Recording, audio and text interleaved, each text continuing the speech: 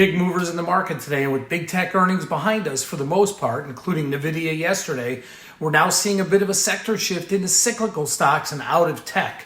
Dow up over 500 today, S&P about 0.75% after a seesaw morning. CRM Salesforce up about 5%, IBM 4%, HD 3%, Nike almost 3%, pacing the Dow gains. And the small caps and the Russell making a comeback as well, up almost 2% today. Big banks also gaining. Goldman Sachs up 3%, JP Morgan 2%. On the tech side, Nvidia's hovered right above and below the flat line for most of the day. Amazon's down about 3% and Alphabet down about 5%.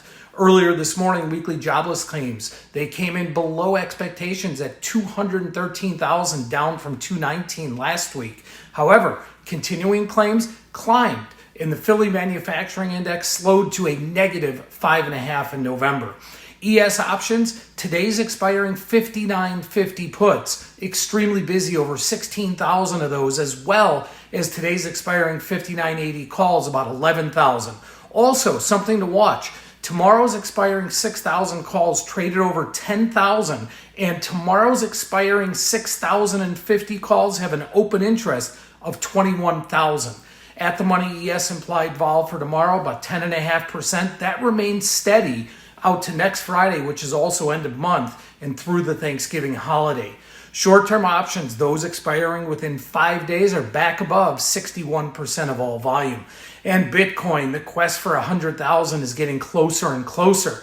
Bitcoin topped out today at 99,575 for the November future, but the December and further out futures over 100,000.